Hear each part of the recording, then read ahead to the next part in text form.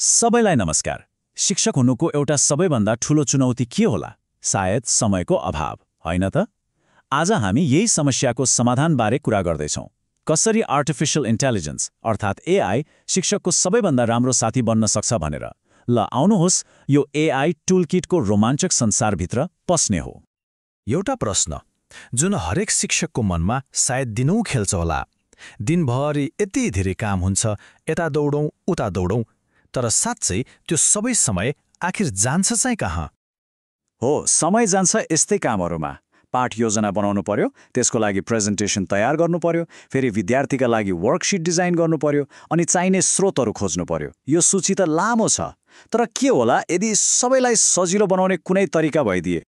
एकछिन कल्पना गरौँ त, एउटा यस्तो जादुई बाकेस, एउटा टुलकिट जसले सबै झन्झटिला कामहरूलाई एकदमै सजिलो र छिटो बनाइदियोस्। हो, आज हामी त्यस्तै एउटा एआई टुलकिट बारे कुरा गर्दैछौँ जसमा छन् 101 शक्तिशाली उपकरणहरू। ल हेरौँ है त आज हामी के कुरा गर्छौँ। सुरुमा यो एआई टुलकिट के हो भनेर बुझ्छौँ। त्यसपछि योजना बनाउने, अनुसन्धान गर्ने अनि पढाउने सामग्री बनाउने खास उपकरणहरू हेर्छौँ र अन्त्यमा यी सबैको शिक्षणमा कस्तो प्रभाव पर्छ भनेर पनि जान्नेछौँ। ल सुरु गरौँ हाम्रो पहिलो खण्डबाट। यहाँ हामी ती उपकरणहरूबारे जान्नेछौँ जसले योजना बनाउने र प्रस्तुति दिने कामलाई एकदमै सजिलो बनाइदिन्छन्। हाम्रो पहिलो टुल हो गामा एआई। सोच्नुहोस् त, आफूले पढाउने पाठको बारेमा केही बुदाहरू मात्र दिने र त्यसले आफै 101 आकर्षक स्लाइडहरू तयार पारिदिने। घण्टौं लाग्ने त्यो डिजाइन र फर्म्याटिङको समय अब मिनेटमा सकिन्छ। अब पालो न्यापकिन एआईको। यसलाई आफ्नो दिमागको चित्र बनाउने साथी सम्झनुहोस्। कुनै पाठको खाका बनाउनुहोस् वा पानीको चक्र जस्तो जटिल विषयलाई चित्रमा उतार्नुहोस्, यसले तुरुन्तै फ्लोचार्ट वा डायग्राम बनाइदिन्छ। सोचेको कुरालाई चित्रमा हेर्न कति सजिलो। र क्यानभा, यो त सायद धेरैले चलाउनु पनि हुन्छ होला।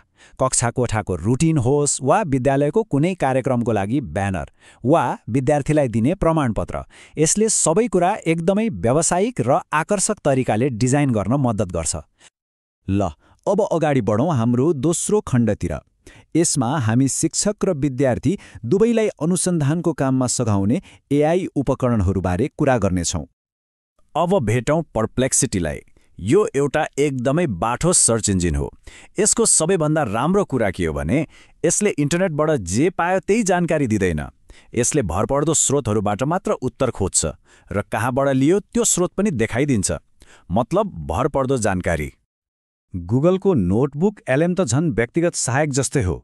सोच्नुस् न, विज्ञानको एउटा मोटो किताबको च्याप्टर दिनुभयो भने त्यसलाई सर्र पढेर छोटो मिठो सारांश बनाइदिने वा त्यहीँबाट विद्यार्थीलाई सोध्न प्रश्नहरू निकालिदिने, कति सजिलो भयो। अब हामी तेस्रो खण्डमा आइपुग्यौँ।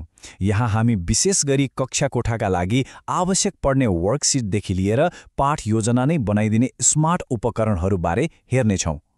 यहाँ शिक्षकहरूका लागि बनेका दुईवटा एकदमै शक्तिशाली प्लेटफर्म छन्। एउटा हो ब्रिस्क टिचिङ। यो चाहिँ मूल्याङ्कन र प्रश्न बनाउनका लागि उत्कृष्ट छ। यसले ब्लुम्स ट्याक्सोनोमी जस्ता शैक्षिक सिद्धान्तहरू प्रयोग गरेर सजिलोदेखि गाह्रोसम्म विभिन्न स्तरका प्रश्नहरू बनाइदिन्छ। अर्कोतिर छ म्याजिक स्कुल एआई।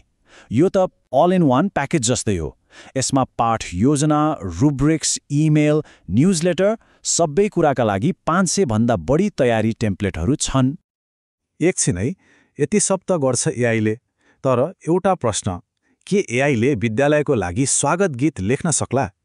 यो प्रश्न सुन्दा अलि अनौठो लाग्यो होला, तर यसको जवाफले चकित पार्न सक्छ। जवाफ हो, सक्छ, बिल्कुल सक्छ। सुनु.com भन्ने एउटा टुल छ जसले आफूले लेखेको कुनै पनि कविता वा सन्देशलाई सिधै गीतमा बदलिदिन्छ, त्यो पनि सङ्गीतसहित। सोच्नुहोस् त, विद्यालयको सभामा आफ्नै विद्यालयको बारेमा बनेको गीत बजाउँदा कस्तो होला? ल यति धेरै उपकरणहरूको कुरा त गर्यौं, तर अब सबैभन्दा महत्त्वपूर्ण प्रश्न, यी सबैको खास अर्थ के हो त कक्षा कोठाको लागि? यसले के साँच्चै फरक पार्छ त? त्यसो भए यी सबैबाट के पाइन्छ त? पहिलो कुरा, यी 9वटै उपकरणहरू के हुन् र कसरी चलाउने भनेर जानिन्छ। दोस्रो, पाठ योजनादेखि प्रस्तुतिसम्मका काममा एआईको सही प्रयोग गर्न सिकिन्छ। तेस्रो, प्रविधिको मद्दतले विद्यार्थी केन्द्रित शिक्षणलाई अझै राम्रो बनाउन सकिन्छ र सबैभन्दा महत्त्वपूर्ण, कम समय लगाएर धेरै राम्रो र प्रभावकारी शैक्षिक सामग्री तयार गर्न सकिन्छ। र आखिरमा सबैभन्दा महत्त्वपूर्ण कुरा यही हो, यो प्रविधि आफैमा लक्ष्य होइन, लक्ष्यसम्म पुग्ने बाटो मात्र हो। यो एआई टुलकिटको अन्तिम उद्देश्य भनेकै शिक्षकहरूलाई तयारीको झन्झटबाट केही समय निकालेर विद्यार्थीहरूसँगको त्यो महत्त्वपूर्ण मानवीय सम्बन्धमा ध्यान दिन थप अवसर दिनु हो। र अब जाँदा जाँदै एउटा प्रश्न सोच्नको लागि छोडेर जाँदैछु। आज हामीले हेरेका यी उपकरणहरूले हाम्रो कक्षा कोठालाई कसरी अझै राम्रो बनाउन सक्छन् होला? यो सोचसँगै आजको लागि बिदा माग्छु। धन्यवाद।